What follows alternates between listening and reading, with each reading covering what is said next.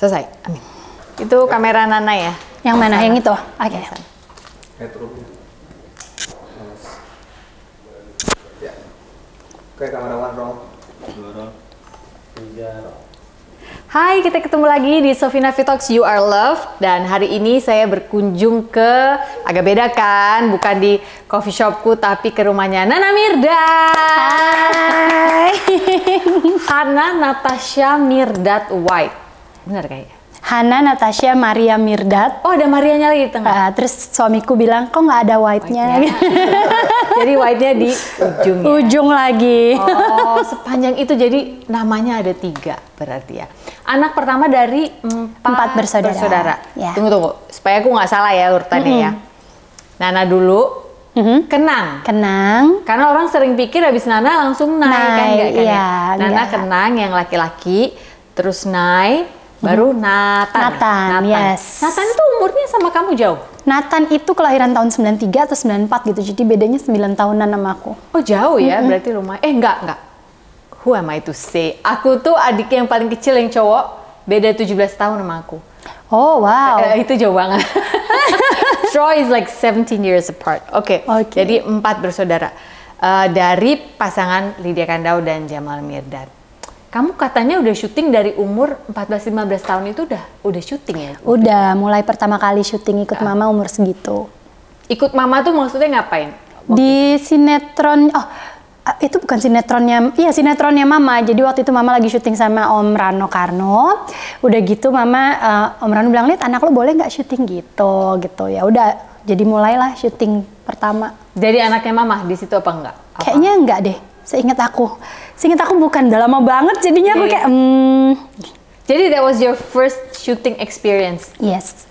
Oh wow, belajar sambil jalan berarti ya? Dari observasi mama, terus belajar langsung sama the experts kayak Rano Karno gitu loh yang ngajakin syutingnya nggak sih? Syukurlah, maksudnya memang aku dari kecil kan mama di dunia entertainment, papa di dunia entertainment, jadi dari kecil juga kerjaannya pulang sekolah tuh pasti ke lokasi syuting. Udah terus biasa kayak, tuh. Iya, jadi kayak udah memang dunianya di lokasi syuting, ngerjain PR lah, apa segala macam tuh di lokasi syuting. Oke, I have a very interesting question yang keluar dari hasrat kepo aku. Apa rasanya sih jadi anaknya Jamal Mirdad dan Lydia Kandau, 2 nama besar ini? Nah, itu kayaknya itu pertanyaanku.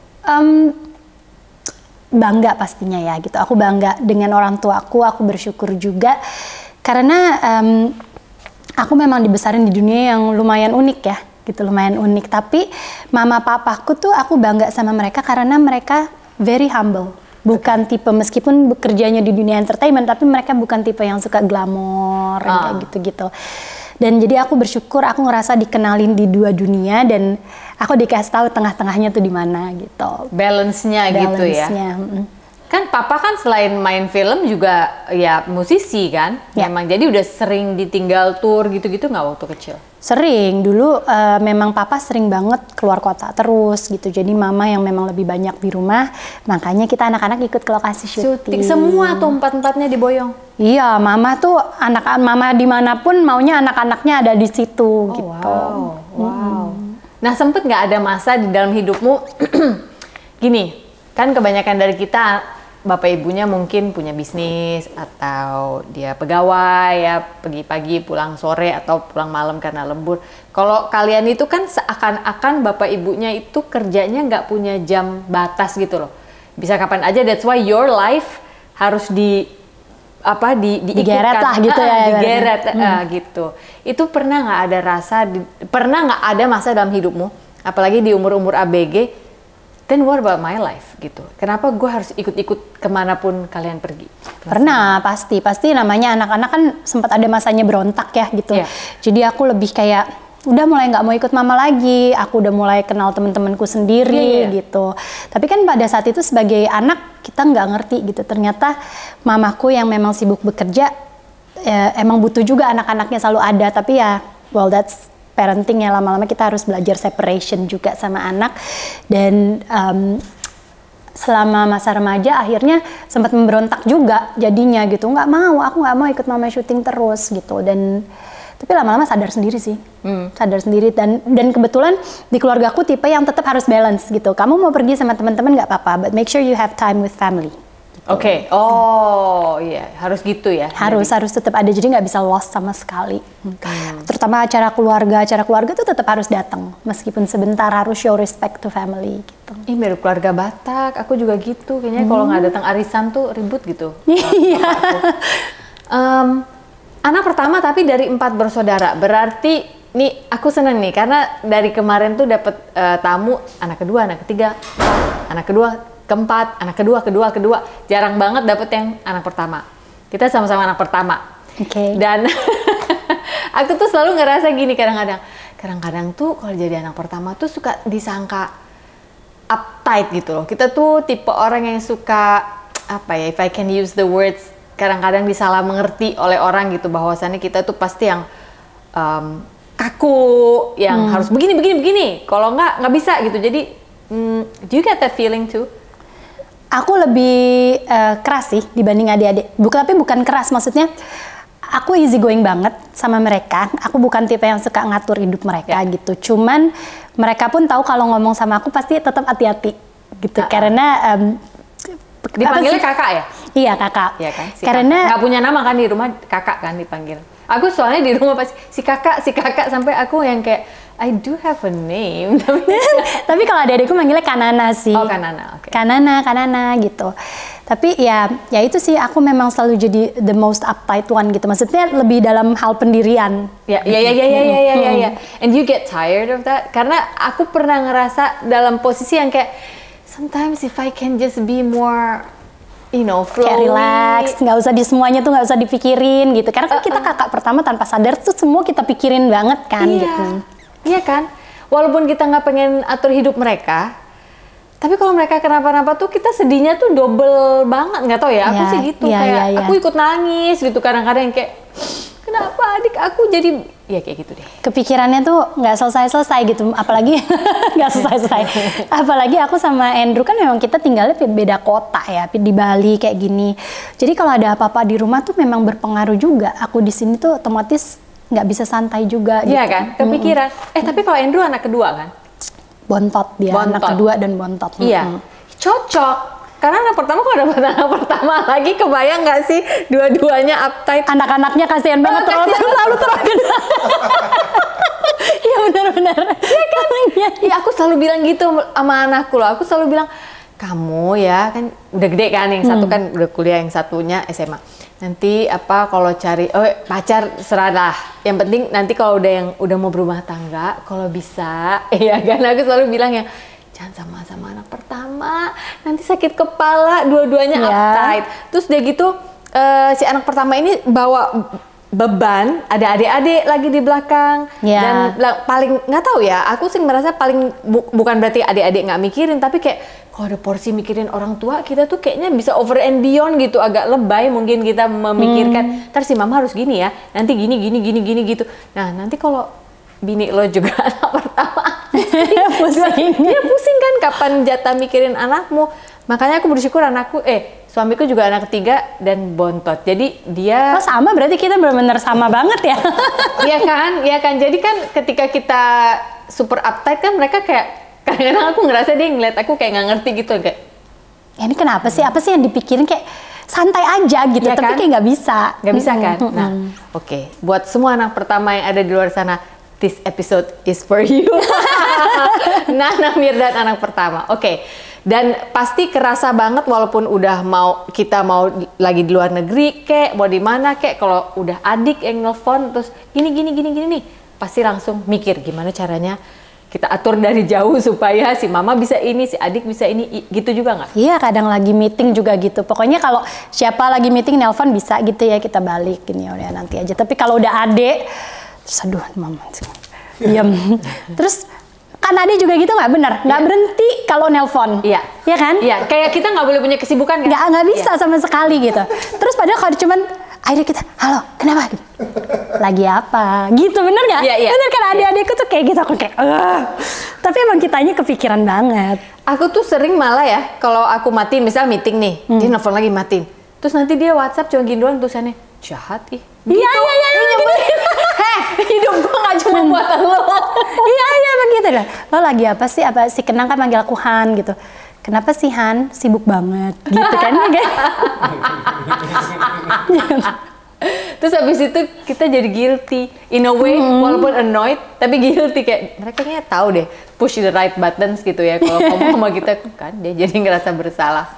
Cuman itu ternyata bisa dilatih Mbak Sofi. Gimana? Coba aku maksudnya aku lama-lama berusaha, oke, what's important, what's not important, what's in front of me right now, itu yang harus aku lakuin gitu. Yang penting aku tahu, kadang aku bales bentar kenapa gitu. Kalau misalnya ternyata mereka cuman nggak that important, aku harus bisa set my mind aside gitu. Oke, nggak perlu. Dan itu lama-lama ternyata bisa, ya aku bisa makin set boundaries juga ya di situ. Iya, benar sih. Aku suka menyebutnya compartmentalize. Jadi aku taruh di box-box gitu. Ini box ada yang nomor 2, nomor 3, ini yang bontot, ini si mama. Nah, ini nggak boleh seliweran nih mereka. Kalau seliweran akunya pusing soalnya. Karena aku pernah ngerasain sampai stres loh, sempet sampai stres. Padahal setelah dipikir-pikir, suami sih waktu itu ngomong, sebenarnya di mana sih, udah gitu dengan logat Jawa lagi.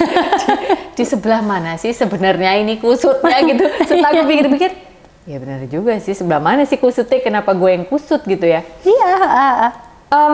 Yang syuting sama mama cuma Nana doang atau enggak, adik-adik Nai juga syuting. Waktu itu Nana syuting dia udah ikut juga? Aku duluan, baru abis itu Nai. Oke. Mulai lanjut syuting sama mama. Oke. And what made you akhirnya berpikir, udah deh dunia persyutingan ini aku akan pilih kapan aku mau balik lagi, like it's not for me like it used to be. Dulu kan sinetron, FTV, ada Nana, ada Nai, ada Nana, ada Nai. Sebenarnya awalnya aku nggak ada niat kepikiran kayak gitu tuh nggak ya. Cuman aku lihat kebetulan anakku si Jason setelah nikah, Jason umur 3 tahun, terus kayak di Jakarta kemana-mana kena macet, yang udah bener-bener sendiri akhirnya. Dan karena Andrew tuh kan dari Bali, akhirnya dia waktu itu bilang, kita pindah ke Bali aja, kamu oke nggak? Tapi berarti kan kalau kita pindah ke Bali, you have to leave everything gitu. Terus emang agak berat sih pada saat itu, aduh tapi kerjaan aku mana lagi di tengah-tengah syuting gitu. Tapi aku pikir ya udahlah, kita hidup buat anak. Dan aku kebetulan waktu remaja tuh tipe yang jalanin aja deh. Aku nggak tahu apa yang di depan mata, tapi ya saat ini aku hidup buat anak dulu, ya udah gitu. Kamu memahami musim ya pada saat itu berarti. Tanpa kamu sadari kamu udah memahami musim bahwa ini musimnya anak nih. Mungkin ya, tapi tanpa aku sadarin ya pada saat itu. Mungkin karena aku orang yang lebih ya udahlah apa adanya aja deh, jalanin aja dulu gitu pada saat itu. Akhirnya aku kesini dan aku sama Andrew tuh bener-bener mulai dari nol banget. Pada saat kita kesini kita tinggalin syuting. Oh, dia juga waktu itu aktif syuting ya? Iya deng, iya. Terus kita ninggalin dunia entertainment, terus mulai bikin restoran gitu. Terus kayak Andrew kerja tuh bisa sampai jam 7 pagi kalau lagi nemenin customer yang nggak mau pulang-pulang karena shift pagi itu jam 7 baru dateng kan. Pokoknya ini banget deh, bener-bener dari nol lagi, balik lagi. Terus abis itu dia mulai kerja di kantor bapaknya gitu. Tapi ternyata dia mulai usaha sendiri lagi, pelan-pelan. Jadi dia nggak dari dulu kerja di kantor bapaknya. Jadi correct me if I'm wrong ya, teman-teman. Keluarga Andrew ini punya usaha konsultan untuk pool. Iya, construction. Oke, construction untuk pool. Aku pikir dari awal dia udah kerja di situ, enggak berarti? Enggak, jadi bapaknya duluan yang memang mereka udah 30 hampir 40 tahun lah ya. Yang ada di Bali tahu deh pasti. Terus Andrew kan sempat keluar negeri soalnya. Dia sempat di Australia lama, dia balik terus ke Jakarta langsung mulai deh ikutan syuting. Jadi kita balik ke sini, dia nggak kerja sama bapaknya dulu. Oh, gitu. Baru akhirnya mulai kerja, tapi mungkin dia nggak terlalu, dia ternyata bukan tipe yang bisa duduk dari jam 7 sampai jam 5, that's just not him gitu kan. Akhirnya dia bilang nggak deh, aku mau coba usaha sendiri. Akhirnya dia bikin usaha dia sendiri. Terus nggak lama kemudian pada saat pandemi tuh entah kenapa tiba-tiba kita mulai centil-centilan kan keluar sosial media gitu, terus yang mulai Yalah, mau kegiatan apa lagi coba pada saat itu? Ingat gak sih di Bali bahkan sekali-kalinya itu nyepi 2 hari berturut-turut yang diperpanjang, the first pandemic yang ada yang ketemu nyepi, ingat gak? Udah nyepi terus habis itu kita dikasih kayak oh iya diperpanjang, iya benar diperpanjang gak boleh lagi. keluar rumah. Kaget kan, kaget iya. Iya, tapi akhirnya itu membawa berkat sendiri buat aku akhirnya gitu. Dengan efek centil-centilannya itu gitu, aku suka. Niatnya sih pada saat itu ngebagiin sharing aja soal keluarga gitu-gitu. Ternyata followersnya mulai nambah gitu, dan akhirnya aku jadi benar-benar fokus banget di sosial media. Makanya aku selalu bilang sama Andrew, gila kita ninggalin semuanya tapi ternyata jalannya dibukain lagi sekarang di sini gitu. Makanya emang kita tuh nggak pernah tahu mau dibawa kemana kadang-kadang. Oke. Jadi setelah sekian lama meninggalkan dunia entertainment karena pindah ke Bali, ikut suami, mulai semua dari nol, bikin usaha.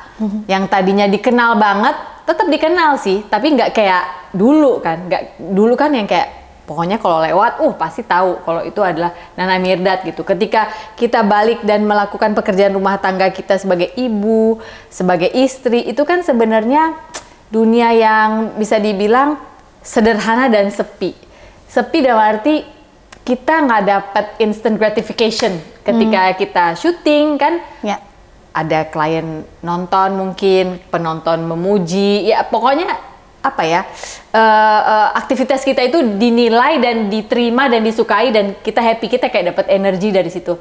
Tapi when you do work yang domestik ya, ngurus anak, masak dan yang lain-lain, urus suami, tunggu suami pulang, itu dunia yang begini banget kalau menurut aku. Gak ada yang lihat. Gak ada yang lihat.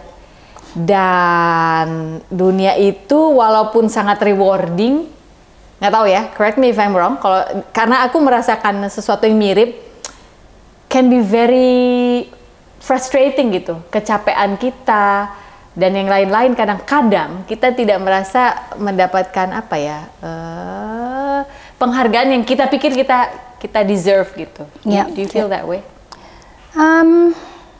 Aku pada saat itu sih nggak terlalu memikirkan ke sana ya gitu, karena I love what I do. Gitu. Jadi kalau misalnya pada saat aku lagi main sama anak, memang all my heart, all my time is for them gitu. Jadi aku nggak ngerasa kayak ini suatu pekerjaan, dan aku bersyukur karena kebetulan aku punya suami yang memang sangat mengapresiasi. Jadi dari awal aku nikah sampai sekarang aku nggak pernah ngerasa dia bukan tipe yang selalu ngomong kamu amazing, kamu ini itu tuh enggak. Tapi aku bisa lihat dia selalu ngomong di luar. Gitu. Kayak kalau ke akunya sendiri, kita bukan tipe yang romantisan soalnya gitu. Tapi kalau keluar dia tuh selalu yang kayak, oh istriku begini, istriku begitu. Aku dengan digituin aja aku kayak udah. Dan aku tahu dia tulus gitu. Karena dia memang suami yang baik banget. Jadi dengan gitu aja buat aku juga, aku udah cukup merasa diapresiasi. Dan aku percaya memang, toh kita ngurus anak buat siapa sih? Buat kita juga, buat anak-anak ini juga gitu. Jadi ya aku nggak terlalu kepikiran yang sampai ngerasa sendiri, lonely banget ngurus anak. Untungnya nggak melewati fase itu ya. Padahal tadinya kan fase di Jakarta kan hingar-bingar tuh dunia kita di entertainment, and then suddenly everything here is like, ya udah kita hidup dengan apa adanya ini. Artinya ya memang kita sedang merawat dan membesarkan anak bersama-sama. Karena ini Mbak, aku inget banget dari kecil memang mama tuh selalu yang paling ditekanin sama mama, kamu apa yang ada di depan kamu nikmatin aja gitu. Nice. Jadi kalau hujan ya terus sapin aja hujannya gitu. Terus kalau misalnya lagi panas ya nikmatin panasnya gitu. Jadi memang aku kebetulan tumbuh dididik dengan ya udah apa yang di depan mata itulah yang kita dapat sekarang dinikmatin gitu. Itu yang dikerjakan, itu yang dinikmati ya. Karena aku juga percaya soal kita merasa diapresiasi atau enggak itu balik ke diri kita lagi sendiri gitu. Kita kalau kita mengharapkan terus apresiasi dari luar gitu, nanti kita akan jadi sering ngerasa kekurangan. Kita harus bisa mengapresiasi diri kita sendiri dulu. Kita tahu kok apa yang kita lakuin, gitu. And that should be enough. Kalau orang lain di luar mengapresiasi dengan lebih, that's a bonus. Ini kata-kata yang sangat bagus sekali. Tapi kenyataannya dengan bisingnya online saat sekarang dengan sosial media, banyak kaum kita nih yang menurut aku merasa sulit gitu untuk merasa cukup dengan apa yang mereka punya saat ini. What do you have to say about that? Like how can we help perempuan-perempuan yang mungkin saat ini sedang duduk menonton ini dan merasa ya lu enak ngomong suami lo apresiatif misalnya atau apalah gitu. Kan selalu orang tuh selalu aja mencari pembanding gitu kan ya. What is the easiest apa ya? Yang paling simple deh approach menurut seorang Nana Mirdad untuk kita merasa bahwa enggak kok ini cukup, this is enough, I can live with this gitu. Yang nanti ya nanti. Hai semua, maaf ya aku interupsi sebentar. Jadi rencananya aku sama suami Pak Produser mau pulang kampung nih ke kampungnya produser di Jogja. Kira-kira di sana kalau kita bisa syuting, kita harus aja ngobrol siapa di Sophie Nafik Talks. Komen ya di bawah ya. Siapa tahu memberikan ide buat kami-kami di tim Sophie Nafik Talks. Oke, kita kembali lagi ke dialog kita. Kalau dibilang Andrew 100% selalu mengapresiasi, pastinya enggak ya gitu. Karena kan dia punya dunia dia sendiri, aku bukan dunianya dia 100% gitu. Jadi kadang di saat aku lagi butuh, bener-bener butuh apresiasi lebih, ada juga saatnya dia nggak bisa fulfill itu gitu. Tapi ya balik lagi ke, itu dia kalau dalam pernikahan terutama menurut aku, satu, kita juga jangan terlalu demanding gitu. Karena kalau kita terlalu demanding, ya susah ya gitu. Demanding terus tanpa komunikasi yang baik lagi kan, itu bisa kacau. Mengharap dia bisa nebak. Mengharap. Terus kalau misalnya aku lihat dari dunia sosial media yang sekarang, anak-anak, aku juga punya anak yang main sosial media gitu. Aku juga terus terang khawatir, aduh gimana ini anak-anak ngelihat diri mereka sendiri, will they ever be enough for themselves gitu kan. Tapi ya pesanku sih aku cuman selalu percaya kita balikin lagi aja lah, bergaul dengan orang-orang yang tepat aja gitu. Yang di follow di sosial media juga jangan orang-orang yang apa ya, yang hanya selalu it's all about the body image. Body image is okay, kadang it can be a good thing gitu. Tapi kan kita harus bisa menilai sejauh apa sih sebenarnya balance-nya. Yang penting balance. Aku selalu bilang sama anak-anakku, balance is everything gitu. Oh, that's good. Baru berapa menit nih ngobrol sama Nana Mirdad, udah catat nggak? Catat loh, jangan lupa nih. Catat ya, supaya nanti habis ini dicek ya, saya cek ya anak-anak. Speaking of body image, kamu sama Andrew nih dua-duanya suka banget olahraga. Ini dari dulu atau Nana ikut Andrew yang emang suka olahraga atau? Aku ikut Andrew sih, dulu aku nggak suka olahraga. Ini terus terang nih, aku dulu nggak suka olahraga.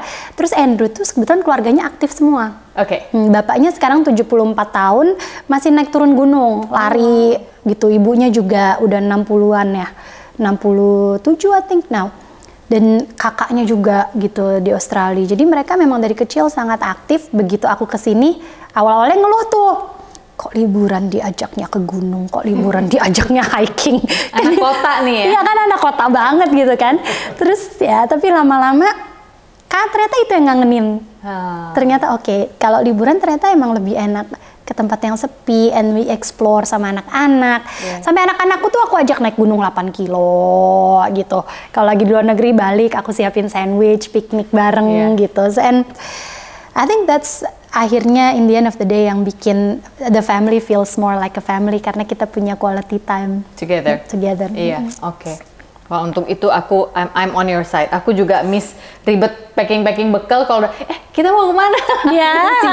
Supaya ntar pas masuk ke mobil atau apa udah ada roti-rotian apa lah minimal ya kan? Kalau di perjalanan tuh pasti tiba-tiba ada aja tas yang dikeluarin, ada something gitu ya kan? Ini kok Anda ketawanya paling besar. Mas Pongki paling kencang ketawa. Terima kasih. Selalu ada makanan, nggak mungkin nggak ada makanan gitu. I always feel that way juga, karena nggak tahu ya, aku merasa aku besar dari orang tua yang dua-duanya sibuk career woman, bapak juga bekerja berlayar malah, jadi yang ngurusin makanan tuh selalu opung waktu aku masih kecil dulu. Jadi aku ngerasa kalau pulang ke rumah nggak ada makanan tuh kayaknya gimana gitu ya. Nah kalau dijemputnya di rumah opung seneng karena selalu ada makanan di rumahnya opung. Oke, balik ke olahraga tadi. Jadi keikut Andrew olahraga. Nah, ini sebenarnya pertanyaan yang menurut aku penting nggak penting, tapi penting karena aku sebagai perempuan ngerasa gimana ya, kok gitu ya. Jadi kadang-kadang aku kalau ngelihat sosial medianya Nana, foto lah dia sama suaminya kan, boleh dong sama suami sendiri gitu. Mau suaminya pakai topi, nggak pakai baju, mau apa terserah. It's her husband gitu kan. It's her feed gitu. Tapi aku suka ngelihat kadang-kadang aku ya, yang bukan istrinya Andrew gitu ya. Kadang-kadang suka ngerasa, ih kok terganggu deh kadang-kadang sama komen-komen ini. Jadi ada, iya nggak? Jadi kan kepo pengen tahu. How do you feel about this? Kayak kenapa gue yang ikut emosi? Akhirnya udah jangan dilihat deh. Kenapa gue jadi ikut emosi? Jadi kadang-kadang ya komennya bisa gini. Aduh roti sobek gitu misalnya. Aduh suami aku diajak foto. What do you mean gitu kan? Ngerti kan maksudnya? Kan itu kan pikiran yang menurut aku kamu simpan aja deh pikiran itu. Nggak perlu kamu terjemahin ke jempol gitu loh. Kalau kata orang Jawa, rai lo mbak. Ini loh suaminya orang gitu. How do you feel? Awal-awal sempet kesel gak? Enggak sih ya, Nggak pernah ya? gitu. Karena aku sama Andrew tuh benar-benar kita tuh bukan tipe yang cemburu-cemburuan sama sekali tuh enggak, because I trust him. Yeah. Dan aku sama Andrew tuh ibaratnya in our relationship gini, kita sama-sama we respect each other gitu, dan kita berdua sama-sama ngasih kebebasan, tapi kita berdua sama-sama tahu bahwa kebebasan itu datang dengan konsekuensi. Dan itu bukan konsekuensi yang perlu diingetin gitu. Kayak ya udah kita sama-sama tahu, I love you, I give you everything, dan dia juga seperti itu. And if you do something, apalagi kalau hanya dia digemarin orang gitu, buat aku ya it's a blessing lah gitu. Berarti kan itu juga ya doa-doa baik, apalagi kalau cuma omongan-omongan kayak gitu aku nggak mau mikirin terlalu dalam ya gitu. Tapi selama itu bukan something yang very personal, buat aku nggak masalah. Dan yang terpenting buat aku adalah bagaimana Andrew bereaksinya gitu. Karena kita tuh mau ngelihat orang di luar kayak apa, yang terpenting balik lagi reaksi kita seperti apa, kan? Dan gak ada habisnya kita kalau mau ngagumin orang ya, maksudnya ya kayak misalnya I don't know siapa ya, kamu sukanya sama siapa?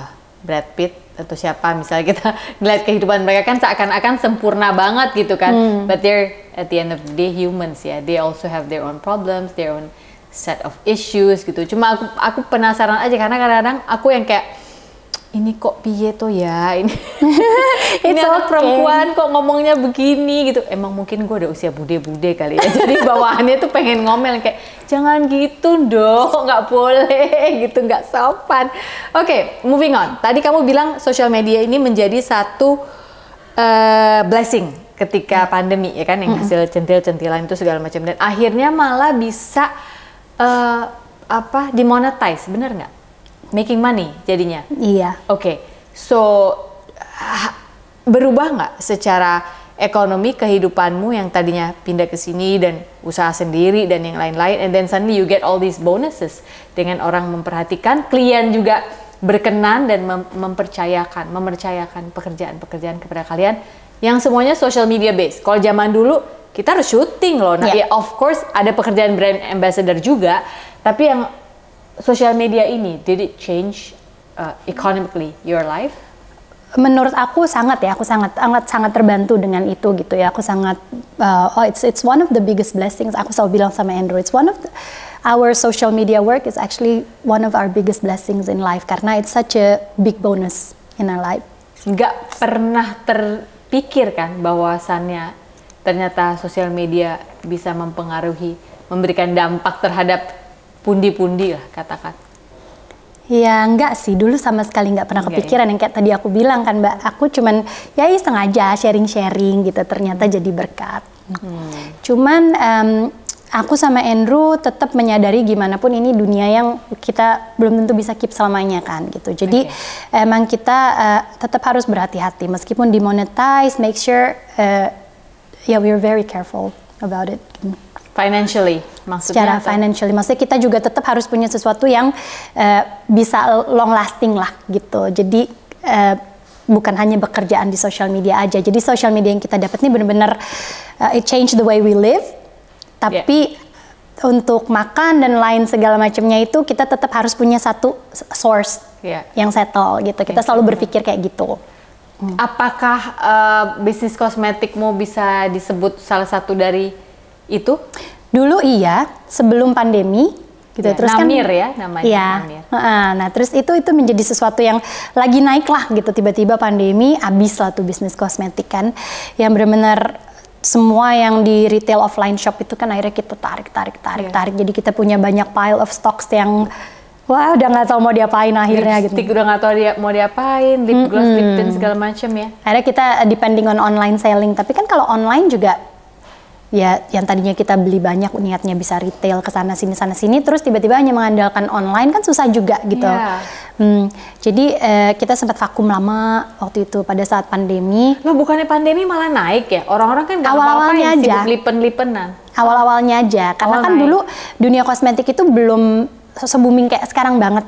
Sekarang kan banyak. Jadi in the end of the day kita juga akhirnya otomatis persaingannya juga makin ketat kan, I see. gitu. Dan kita base di Bali, sementara yang lain semua base-nya di Jakarta.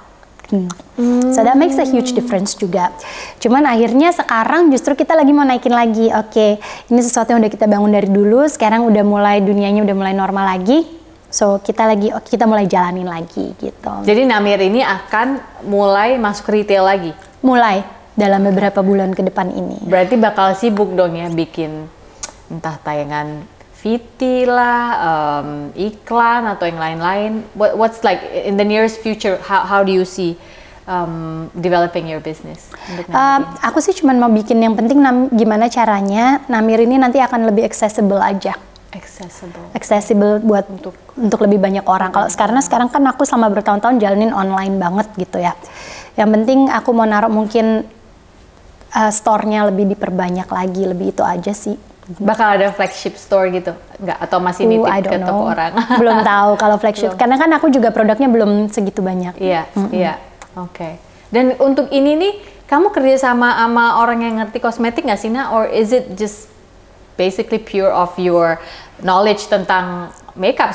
Karena aku perhatikan kan memang kamu juga suka kan makeup gitu. Awalnya aku aja gitu. Cuman sekarang akhirnya aku mulai bekerja sama dengan orang-orang yang lebih mengerti makeup. Karena kan aku makeup ya apa adanya aja gitu, just what I like. Tapi belum tentu apa yang orang lain suka kan. Dan dengan berbagai macam tipe kulit lah gitu. So I need someone yang memang lebih expert di bidangnya. Berarti ada R&D-nya ya, orang research Ada, sekarang development-nya. Sekarang ada. Wow. Berarti, nah ini serunya.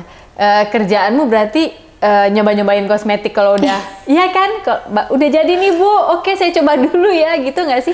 Ya, iya, memang semuanya kayak gitu. Terus yang lebih enaknya lagi kan akhirnya setiap nemu makeup, ini buat aku, ini research.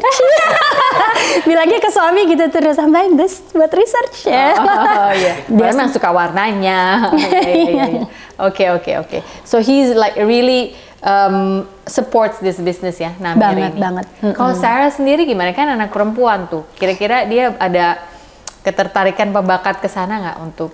Oke. Sarah seneng desain, jadi memang dia seneng kayak kadang aku suka ngasih involve-nya. Sarah ini mau ada produk baru gitu, kamu pilihin dong namanya. Cuman ya entah ya, anak kecil kadang-kadang nama yang keluar tuh bizar banget. Aku nyampe gini, wow. Oke, mau bilang kita nggak bisa pakai kayak gitu kan juga nggak enak, kasihan anaknya kan. Tapi ya dia seneng. Tiba-tiba itu kalau ikut ke kantor kadang-kadang suka drawing. Mami, I made new design gitu. Seneng dia ikut yang kayak gitu. Cuman kalau untuk color dan lain-lain, dia kan belum makeup soalnya. Oh, oke. How old is she? 11. Kalau Jason ini sekarang umur berapa? Tahun ini 17. Hah? Tunggu. Kayak adenya Mbak Sofi yang paling kecil. Iya. Iya, tahun ini 17. Enggak, dia udah 30-an adikku. Enggak, maksudnya. Oh, beda 17 tahun ya? Bedanya yang 17 tahun. Dia udah 17. Perasaan waktu zaman pandemi itu sering lihat feedmu tuh kan yang bentar hiking kemana lah, iya, terus ke time pantai flies mana, banget. and then like he's just grown up. Berarti bentar lagi ya bakal kuliah ya, bener ya? End of next year sih udah kuliah ya. Terus mami anxiety-mu gimana? Sudah terlatih untuk melepaskan anak dari sarang?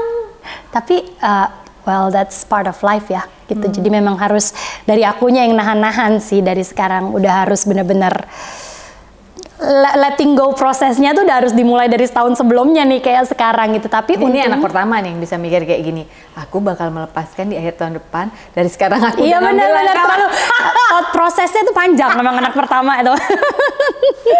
Udah ngambil step-step untuk mempermudah hidupku gitu kan. Iya. Kan gitu kan mikirnya. Dan dia nggak akan kuliah di Bali kan? Enggak sih, emang rencananya ada kuliah keluar. mudah-mudahan. Aku ngelepasin anakku ke Jogja aja dulu nangis 3 bulan loh nggak kelar-kelar. Sampai bapaknya ngomong gini, ya udah kalau kangen sana ke Jogja. Terus pas mau berangkat, jangan deh, nggak usah. Nanti kemanjaan dah biar jadi laki-laki. Ya kan, kayak, tapi memang beda sih, laki-laki sama perempuan tuh pasti memang beda sama anaknya Mbak Sofi. Berarti yang ke Jogja laki perempuan? Laki. Kan we have 2 boys, jadi laki-laki. Oke, memang beda sih gitu. Kalau Andrew juga, go on Jace, just go. You know, mandiri, responsible gitu. Ntar akunya. Bapaknya juga gitu ngomongnya, aku aja yang mewek. Iya. Kan katanya harus belajar jadi laki-laki kan. Sementara nggak tahu ya, kalau di aku tuh mikirnya gini, nak pinter bawa diri ya. Kadang-kadang kita tuh nggak ya cara kita bercanda di rumah nggak semuanya bisa dibawa keluar ya nak. Nanti orang bisa tersinggung, bisa apa, jadi gue kebanyakan takut apa ya. Sebenarnya paling sedih tuh ibu tuh apa sih kalau anaknya nggak diterima dan disayang orang seperti kita udah sayang mereka di rumah gitu kan? Ya nggak sih? It's like, well, the world is like that. Tapi kayak apa ya? Kalau itu terjadi tuh kayak waktu zaman baru masuk kuliah aja deh kemarin kan sempet. Memang udah nggak ada tuh ospek, tapi kan tetap aja ada semacam bentuk orientasi gitu. Aduh. Soalnya pengalamanku jelek banget sama orientasi itu. Oh ya? Ke kamunya? Ke akunya jelek banget, parah. Karena anak artis nggak kira-kira tuh? Nggak tahu ya, cuman menurut aku udah inhuman banget lah gitu, kayak aku aja kalau inget-inget tuh kayak kok sampai begini banget ya. Zaman kamu kuliah dulu dikerjain? Dikerjain parah banget. Pasti cowok-cowok deh yang nggak? Iya, cowok cewek ya sama aja gitu. Jadi buat aku kayak idih. Cuman untungnya mungkin sekarang udah nggak sebegitunya ya. Enggak. Tapi masih ada gini yang aku perhatiin ya, yang di Indonesia ini biasanya secara universitas enggak, tapi nanti begitu masuk fakultas sama jurusan, itu kayak bikin kecil-kecilan sendiri gitu loh. Nah itu yang aku selalu bilang sama anakku, just hati-hati kalau mau ngomong, pikir 2 kali 3 kali. Apalagi karena anak-anakku kan biasa bahasa Inggris. Aku kasih contoh ya nak ya, supaya kamu paham maksudnya aku apa. Jadi pernah nih dia terkantuk-kantuk lah, udah jam 2 pagi. Jadi dia cerita setelah kejadian. Terus si kakak kelas ngomong gini, hei kamu sakit ya, gitu kan. Kamu sakit ya, gitu. Waktu itu kan masih COVID ya, masih jam-jam COVID. Terus dia kebangun, terus dia ngomong gini, enggak, siapa yang bilang aku sakit, gitu kan. Terjemahan bebasnya itu adalah, no, who said I was sick? Biasa kan? Iya. Tapi ketika bahasa Indonesia, bisa nggak kakak kelasnya nyolot ya. Gitu. Sama sih, anakku kan juga 2 bahasa ya gitu. Ketika kuliah di sini jadi, kok gitu lo ngomongnya kan gitu. Akhirnya jadi konflik gitu kan. Tahu nggak? Tapi itu ya, aduh, aku sih percaya ini doa sih. Setiap hari tuh aku doanya agak over and beyond lebay gitu mungkin ya. Kan yang bapaknya bilang, udahlah anak lagi. Aku cuma bilang, tolong Tuhan, tolong lindungi. Dia cerita, jadi waktu si kakaknya ngomong, siapa tuh udah nyolot ya gini, tiba-tiba nggak diterusin loh conversation itu. Jadi lepas aja, and I was like, masa? Terus kamu nggak ditanya lagi? Nggak tahu tuh, tiba-tiba dia diajakin ngomong sama orang lain, terus dia lupa aja. Coba kalau diterusin kan kita nggak tahu ya, kadang-kadang kan arahnya kemana gitu. Iya, ya itulah, kita dijaga lah, pasti dijaga. Sebenarnya sebelum kenal Nana, aku lebih kenal mamanya. Karena dulu pernah satu gereja bareng di Jakarta, sering banget. Waktu itu Nana udah di Bali kalau nggak salah, jadi waktu itu lebih sering lihat Nai deh kayaknya yang dateng. Nah, anyway, kayaknya your mom is very spiritual ya, bisa aku bilang gitu, atau sama? Very. Dua-duanya sama. Very spiritual ya. Nah, sepanjang ingatanmu yang mengajarkanmu berdoa itu mama atau papa? Dua-duanya ya. Dengan caranya papa berbeda, dengan caranya mama berbeda. Tapi dua-duanya sama-sama mengajarkan aku untuk berdoa. Oke. Seberapa penting berarti doa untuk seorang Nana Mirdad? Now that you're a parent.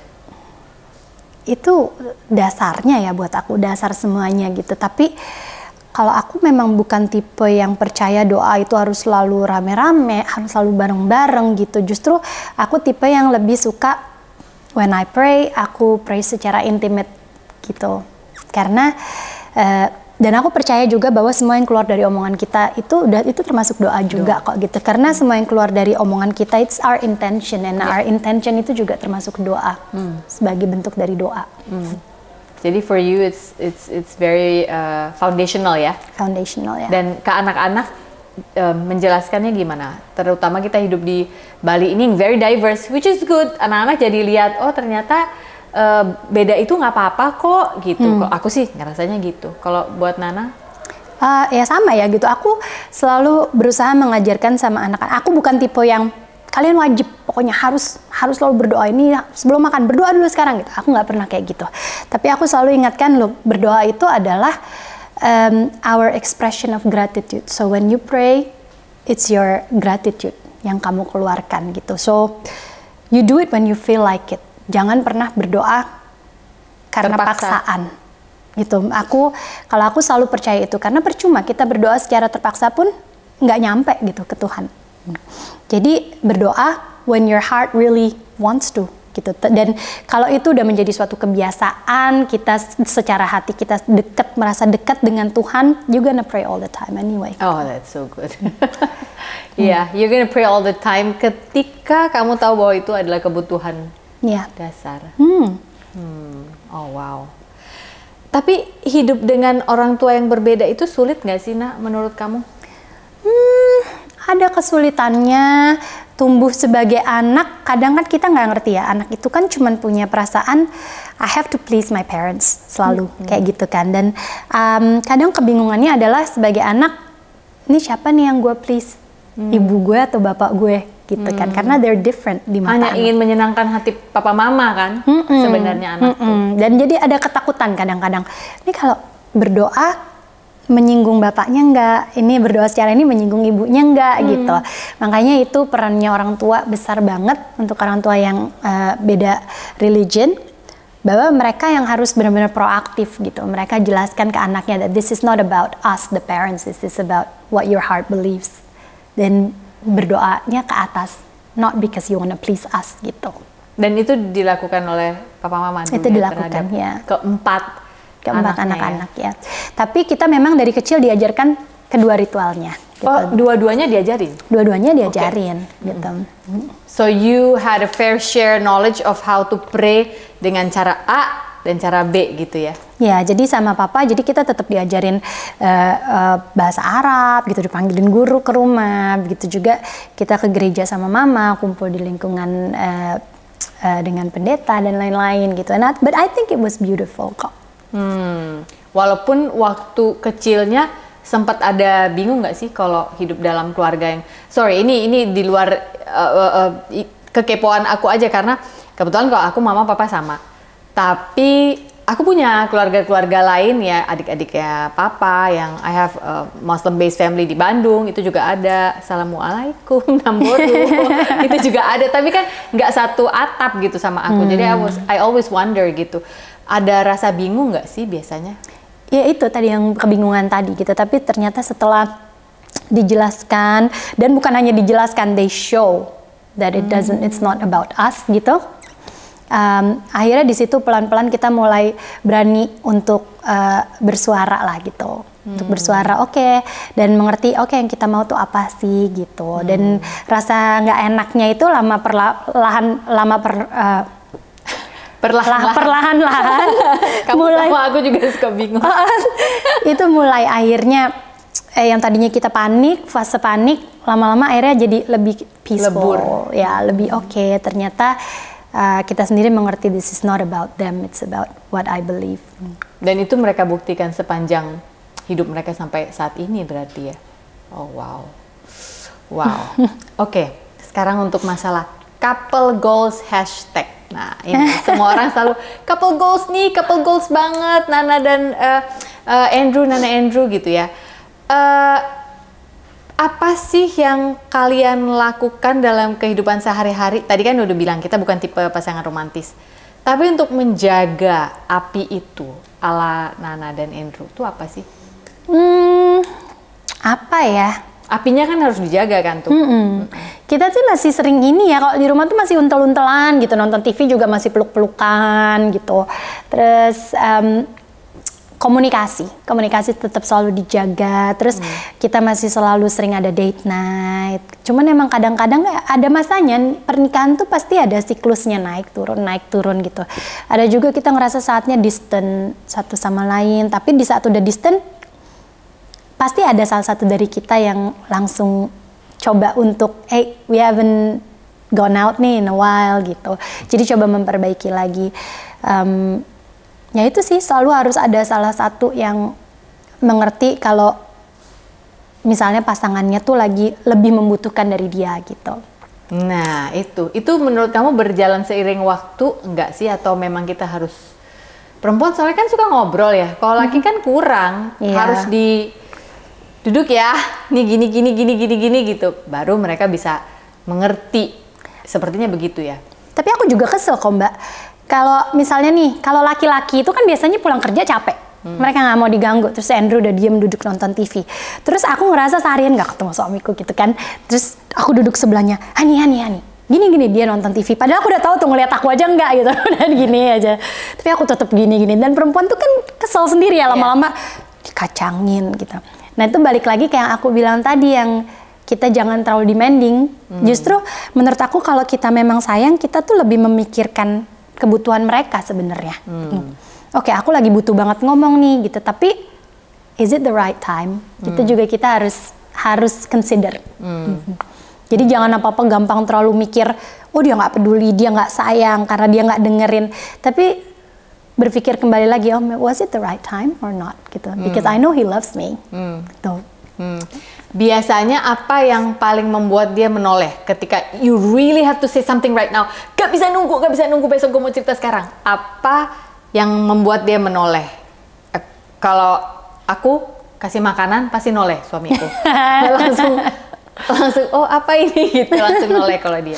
Kalau aku I say it langsung. Honey, I need to talk. It's important. Okay. Karena banyak menurut aku, setelah aku lihat-lihat, laki-laki tuh nggak kayak kita gitu. Mereka nggak bisa menebak-nebak perasaan kita, and mereka tuh lebih kayak ya udah apa adanya depan mata, A B B gitu. If you need to talk, you say you need to talk, and I'll give all my attention to you. Gitu. Jadi akhirnya awal-awalnya tuh aku nggak bisa tuh kayak gitu. Aku gengsi, aku ngerasa kok dia nggak ngerti sih, aku butuh, masa aku suruh begging gitu kan. Akhirnya lama-lama aku bilang, aku pengen ngomong, dengerin aku dulu gitu.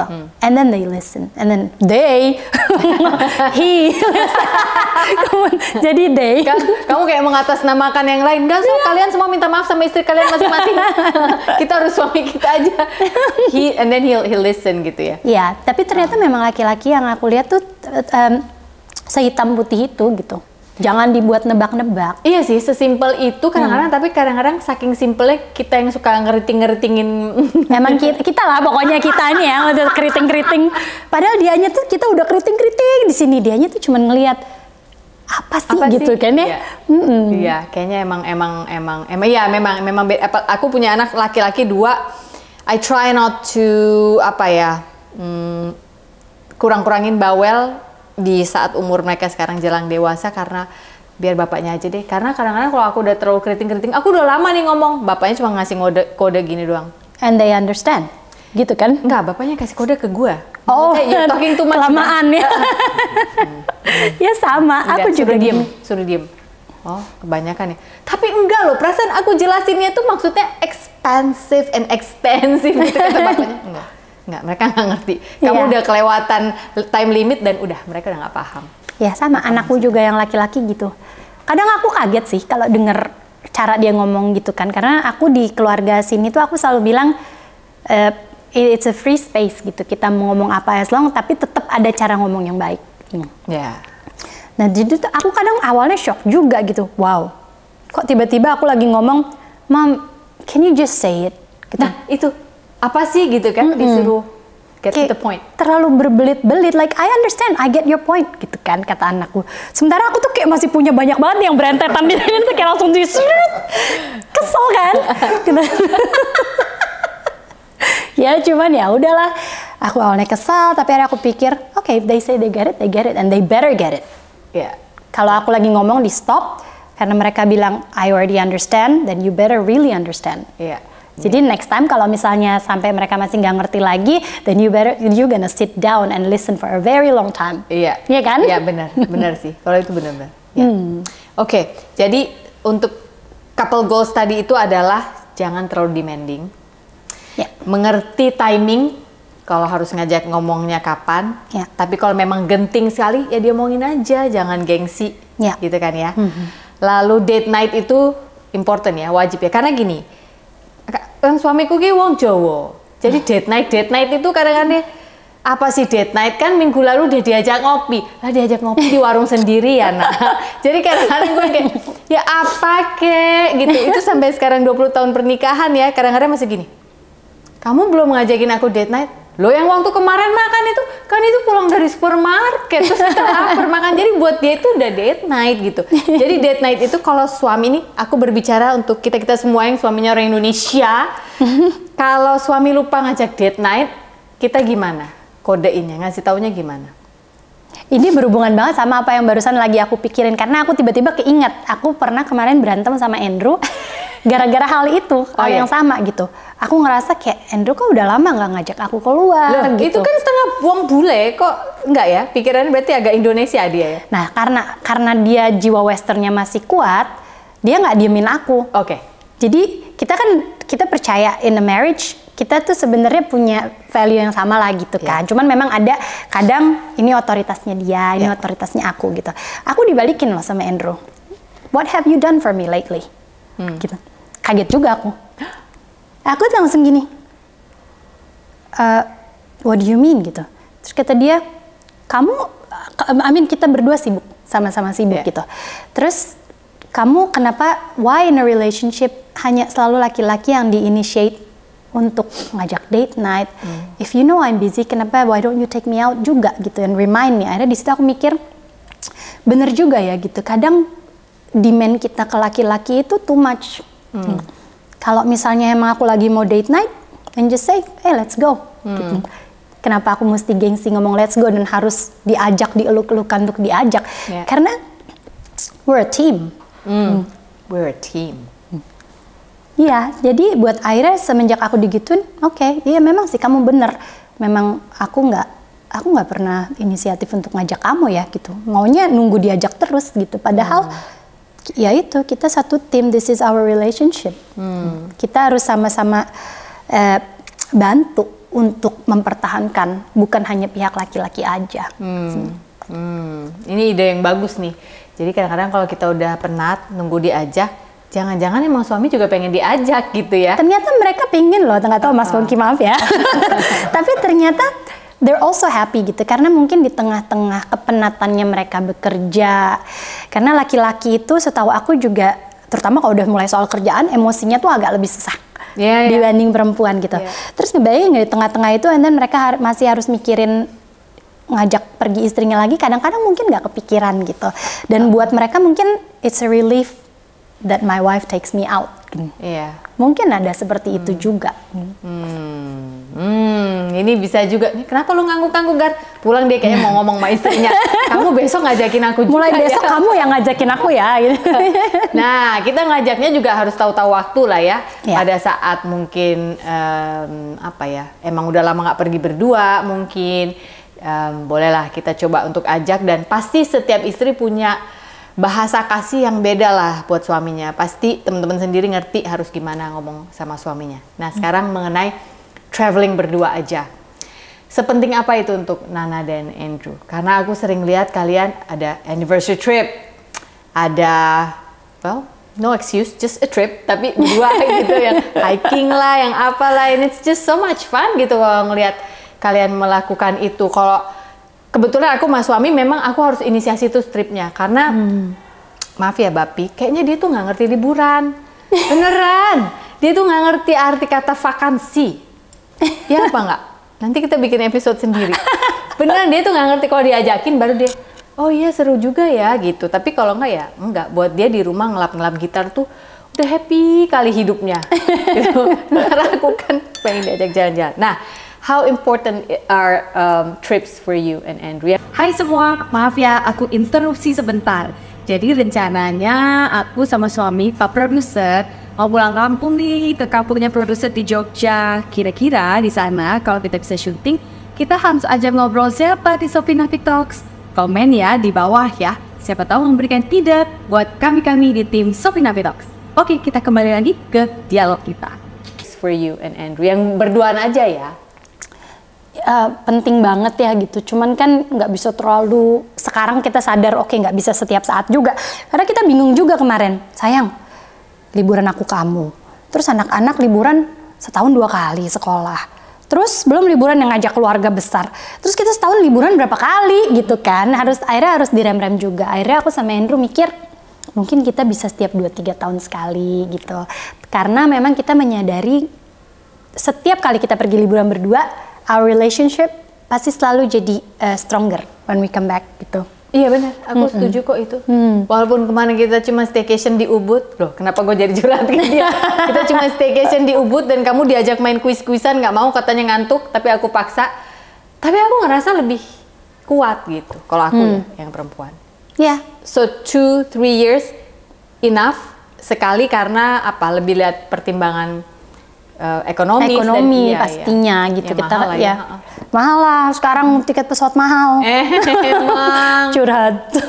Tapi emang iya kan, jadinya ketika pergi berdua tuh jadi kepikiran nih duit ini sebenarnya bisa nih buat ini, tapi kita pakai berdua setahun 2 kali sih sakit kepala juga ya. Iya, apalagi mau masuk kuliah kan, ini si Jason sekarang jadi oke, tahan. Pindahin ke date night. Tahan dan pindahin ke date night ya. Tapi sebenarnya yang dibutuhkan pasangan date night itu apa sih gitu kan? Pasti mereka butuh quality time untuk ngobrol. Jadi di luar itu jangan hanya mengandalkan date night-nya aja, tapi komunikasi sehari-hari dengan pasangan itu yang harus benar-benar ditingkatkan. Karena kalau kita secara kebutuhan komunikasi sehari-hari terpenuhi, date night-nya itu nggak sesering-sering itu banget juga nggak apa-apa, karena kebutuhannya udah terpenuhi gitu. Iya sih. Dan security-nya gitu. Security-nya ya. Jadi kadang-kadang kita yang perempuan ini saking terlalu multitask, nggak tahu ya bener apa nggak nih ya. Kita ngomong sama suami juga kayak apa ya, nggak ada maksud sebenarnya, tapi kayak kita ngomong sama anak buah. Jadi yang udah nggak itunya gini, nggak kamu bantuin dong, tolong gini. Padahal mungkin mereka butuh bahasa yang lebih apa ya, lebih ngenakin hati daripada itu. Walaupun mereka ngerti sih ini istri gue lagi repot sebenarnya, lagi banyak ini. Apa yang kamu rasa ketika kamu lagi uptight kayak begitu, yang paling kena nih kalau si Andrew udah giniin gue, langsung meleleh lagi. Oh, oke, nggak boleh. Gue udah terlalu ini nih, ngomongnya udah kebanyakan, sampai ngomong ke suami pun mungkin udah disambi dengan kegiatan lain. Apa yang Andrew lakukan ke kamu yang menurut kamu, when you do this, aku langsung meleleh? Kalau dia diem sih, karena Andrew orangnya juga seneng ngomong kan. Oh masa ya? Enggak, dia bukan pendiam ya? Oh dia lebih cerewet dari aku. Sorry sayang, tapi itu benar. Kalau misalnya dia udah diem, udah males nanggepin aku, berarti aku tahu oke, maybe it's not the right time to talk. Memang aku udah kebanyakan ngomongnya, we'll try again next time lah. Oke. Jadi meleleh itu langsung ngelebur dan akhirnya mencoba mencari waktu lain gitu ya, kesempatan lain. Oke. Ini masih seputar couple goals ya. Seberantem-berantemnya paling lama berapa lama sampai akhirnya baikan? Yang paling lama? Gak pernah terlalu lama-lama banget sih. Yang benar-benar diem-diemannya tuh paling lama mungkin hampir seminggu. Pernah sampai seminggu ya? Pernah. Itu rasanya nggak enak kan pasti? Nggak enak. Tapi tetap dipertahankan. Tapi itu juga nggak yang kayak diem-dieman banget ya. Maksudnya tetap aja kalau aku nyediain makanan, aku sediain makanan. Waktunya makan, karena Andrew jarang banget makan di luar. Dia selalu makannya di rumah. Baru abis itu, begitu udah mulai pada reda, hampir seminggu, baru ngomong, dikomunikasin. Jadi kita nggak mau yang tiba-tiba keadaan membaik lagi aja gitu. Kalau misalnya mau baik lagi, dikomunikasiin yang salah kemarin apa. Jangan nggak diomongin terus berharap itu udah beres gitu ya? Iya, nanti akhirnya jadinya numpuk. Perkara menikah muda nih sekarang. Apa sih menurut kamu benefit dari orang menikah muda? Karena Nana dan Andrew ini menikahnya muda pada saat itu. Pros sama cons-nya. Ini buat yang nonton yang mungkin merasa pengen nikah muda, tapi kayaknya penonton kita banyak kan ibu-ibu ya, nggak sih? Iya. Seumuran dia. Seumuran Nana, Ya. oke. Pros and cons ya mungkin, I don't know, mungkin mau ngasih nasihat ke anaknya atau ponakannya. But what do you feel yang paling benefit dari menikah muda? Energi. Oke. Energi, kita masih bisa lebih aktif lah ngikutin anak ya gitu. Terus begitu anak-anak nanti udah gede, akhirnya kita bisa jadi kayak temen gitu. Kita masih bisa ikut tren-trennya mereka apa sih sekarang gitu. Dan jadi mereka juga nggak ngerasa kita kayak ketuaan banget gitu. Mereka masih lebih open pada akhirnya, asal cara kita ngomong juga bener ya gitu. Kalau kekurangannya apa ya? Aku nggak tahu Mbak, aku nggak bisa ngomong kekurangannya soalnya aku Nggak ada comparisonnya. nggak ada comparisonnya. Iya, iya. Mama papa juga nikahnya muda ya? Sama. Berarti kan udah melihat orang nikah muda itu sesuatu yang kayaknya lumrah gitu dari Nana kecil ya. Tapi kalau aku boleh, aku sih selalu bilang sama anak-anakku ya, kalian kejar cita-cita kalian dulu aja gitu.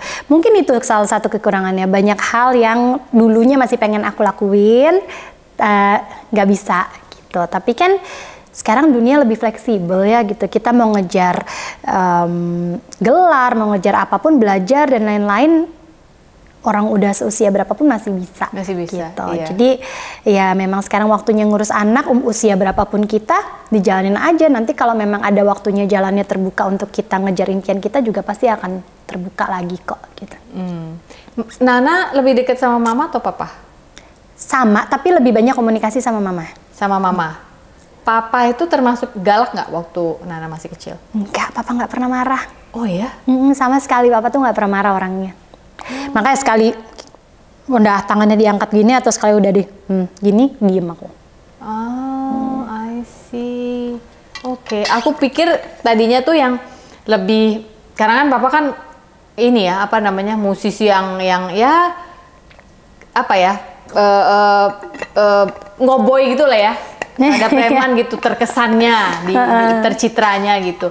Aku pikir mungkin si mama nih yang lebih sisi sensitif, papa yang galak, yang put down all the structure. Tapi ternyata papanya nggak pernah marah ya. Justru papa lebih easy going. Mama yang benar-benar strict sama anak-anak malah gitu. strict mama? Iya.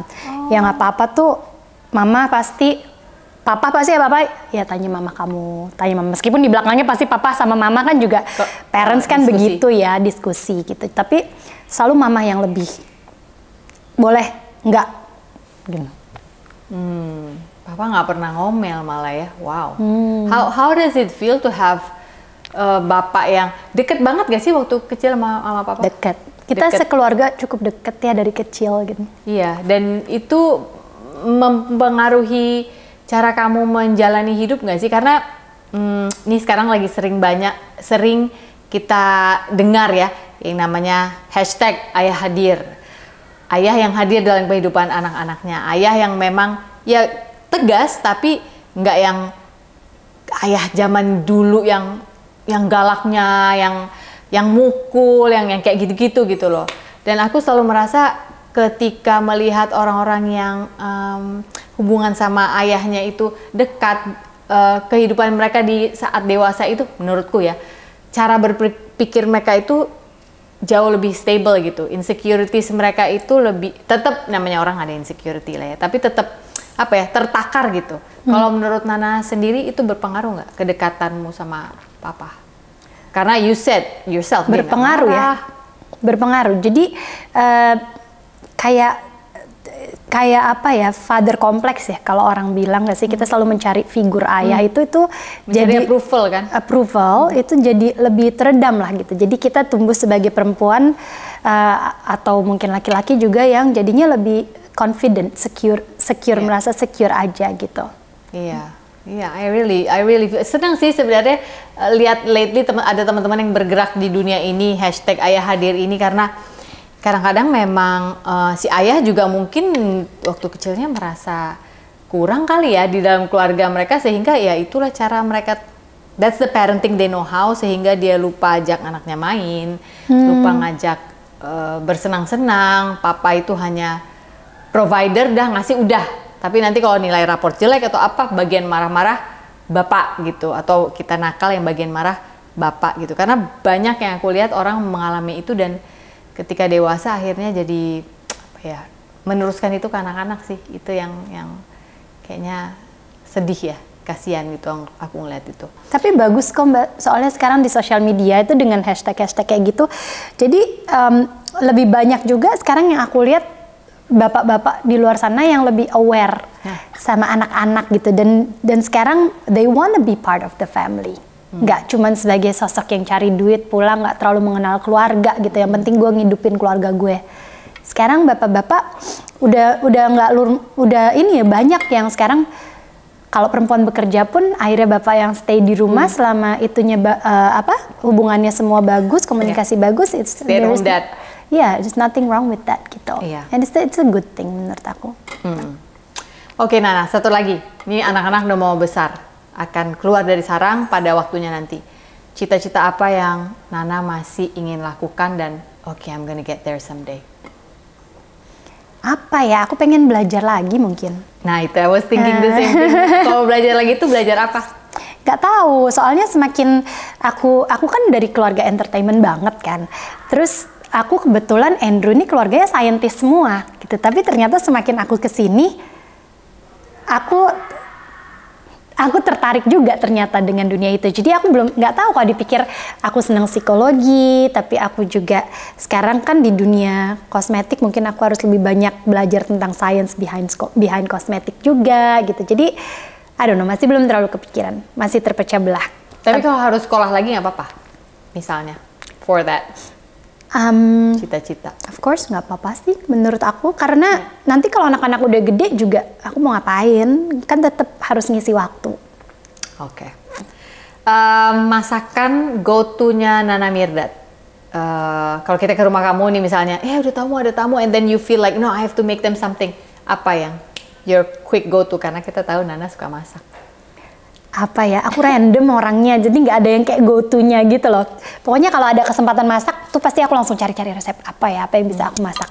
Cuman biasanya kalau aku punya extra time, aku suka bikin beef stew, terus salmon sama dill rice. Ada beberapa macam masakan sih. Andalan ya.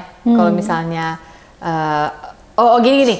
Kalau nanti anak-anak pulang kuliah dari jauh, nah biasanya mereka akan cari apa?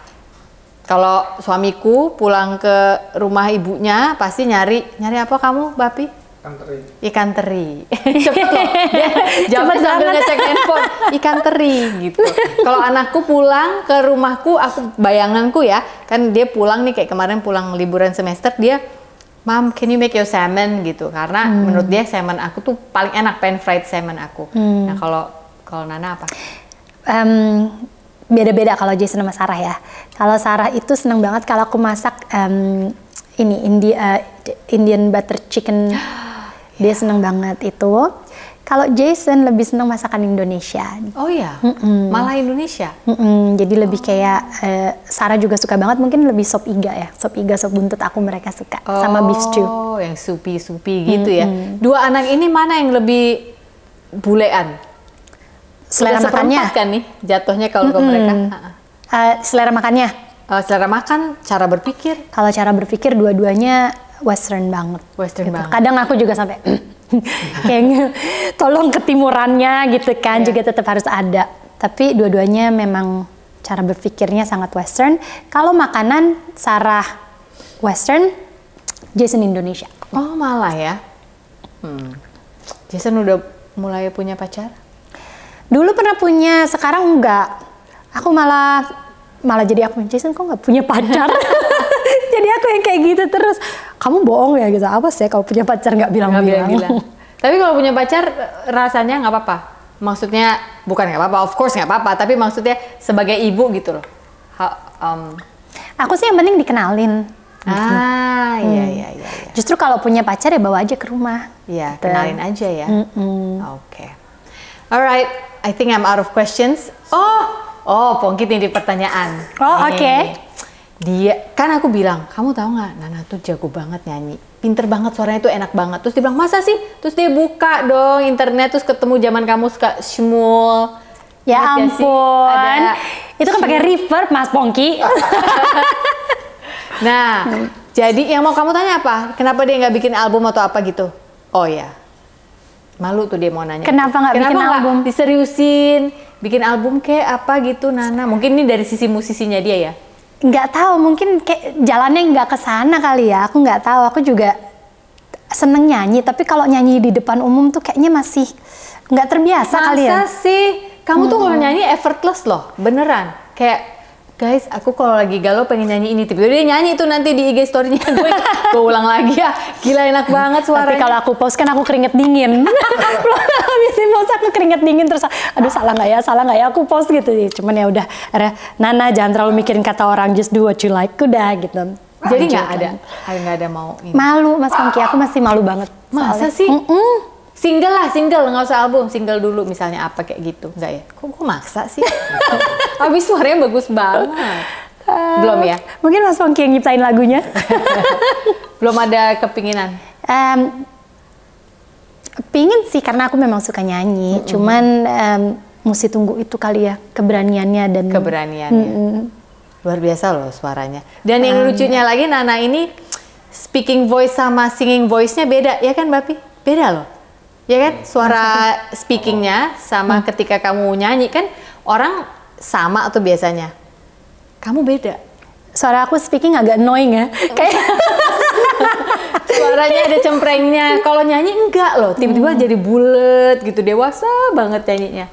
Beneran beda, dan nggak semua orang ya punya kemampuan seperti itu. People just sing like they speak. Kalau aku saking dulu mungkin Lea tuh adik aku kan penyanyi, dia suka ngomong gini, lu nggak usah di iniin deh suara lu ngomong gimana ya udah lu nyanyi kayak gitu. Oh gitu boleh ya, boleh deh ngomong gitu.